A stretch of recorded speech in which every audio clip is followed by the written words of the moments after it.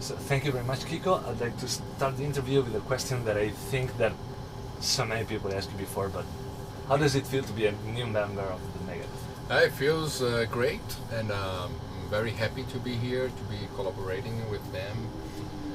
Yeah, that's amazing. It's amazing to be on tour, to be living a very great life experience. I've seen an interview of Dave, and he said that he feels kind of intimidated by your skills. Yeah, he said. So how do you relate to each other? I don't know about being intimidated, but I think there's a great connection because I've been learning a lot from Megadeth, from Dave, from David, from the whole crew. The production is like top, high level, top level.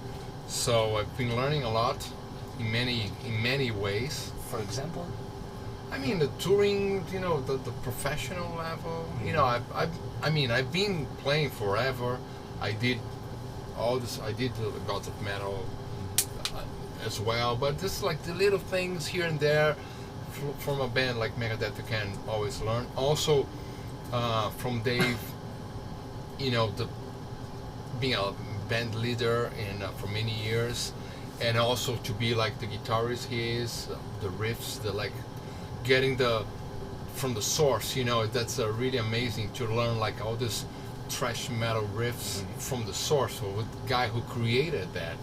So the way he thinks, not only the playing, but the way he thinks, the way he vision music, the way he vision the band, the guitar playing, the concept of the band, the concept of the album, or the lyrics, or the melodies, everything. It's a lot of learning things. But of course, I also can bring something, and then I think that's why you start collaborating somehow. And then maybe that's why he said that, but it's more maybe because of the technical thing, or I don't know. And what about the composition process? Because I think Dave is the main writer, and Dave is the main writer, and but it was fun. It was fun because the thing for me was very fast. And the first moment with the band was in the studio, so it would be different if my first moment with the band would be like going on stage and playing the catalog, playing the old songs. For me, it was okay. Got phone call, and then met Dave, and then talk to management, and go to Nashville to the studio to pre-production of the album. And then suddenly I was there. A few days later, they announced my name as the new guitar player, and then everything was new. I was like in the countryside of Nashville, Tennessee, very American, with the producers and Dave, and then I was like absorbing all these new things, not only the new songs, but the whole things, and then also the songs. And then so I learned the new songs and the new ideas, the dystopia ideas, before I learned any of the old material, right?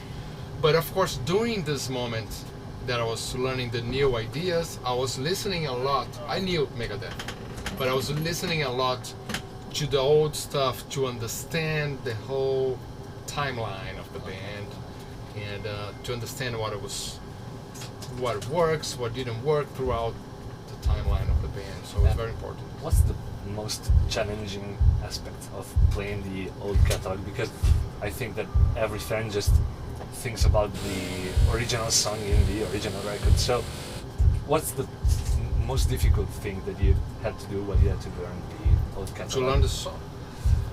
For me, the most difficult thing was to be on stage and play the songs acting like I've been playing for 30 years. Okay. I think that's the point.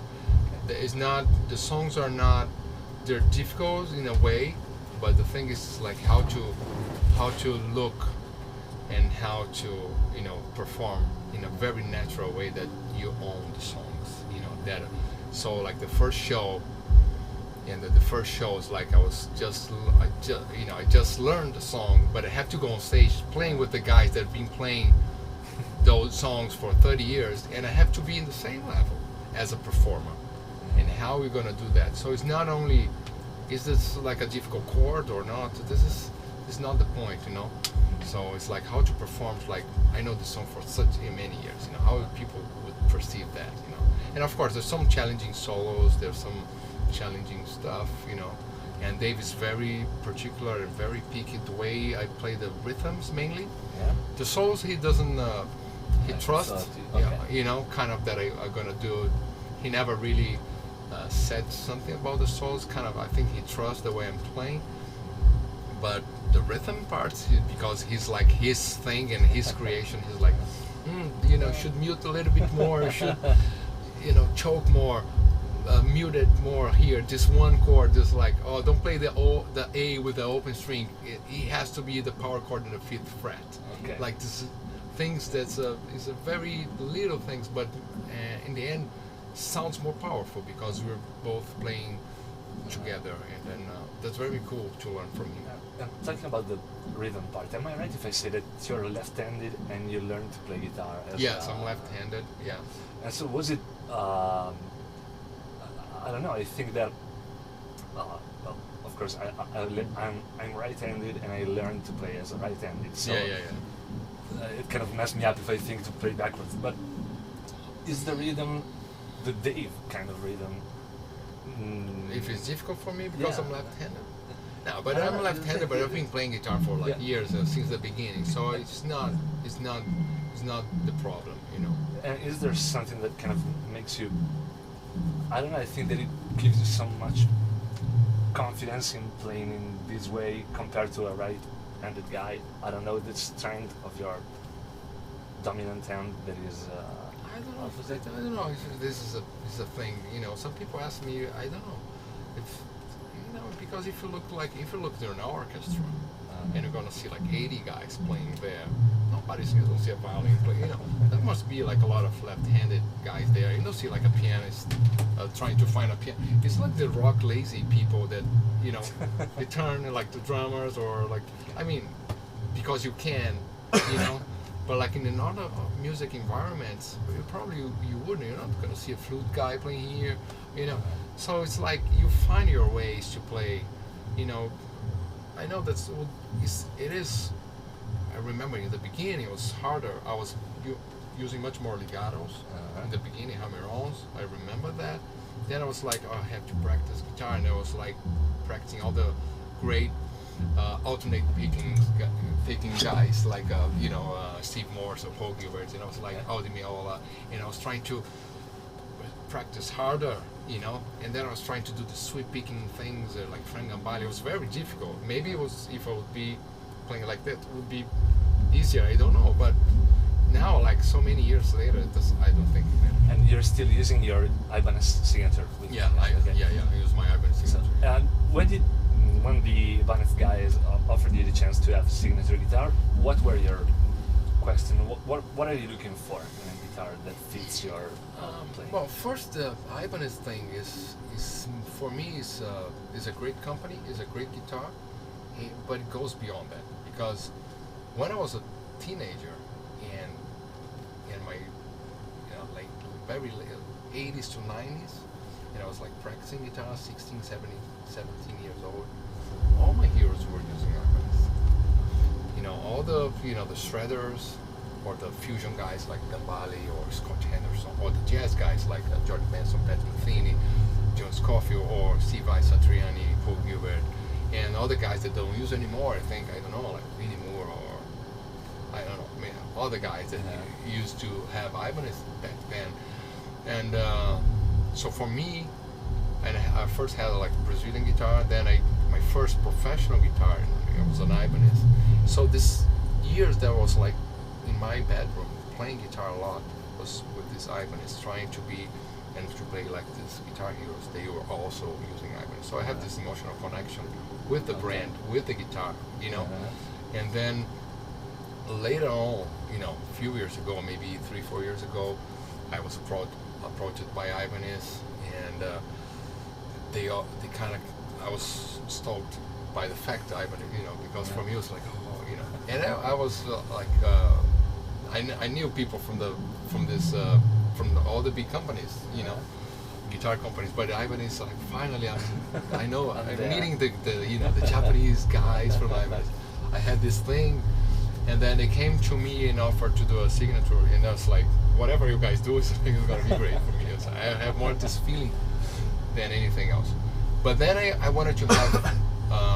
I used to have a RG 550. That was my first guitar. You know, like the thin neck, like perfect to fret and to tap, to do all those modern techniques. But that's the guitar I used to have. But then, like older, I wanted to have something between, but not a Strat, not a super Strat. I tried, my first prototype was a Satriani neck, because it's more like a Strat.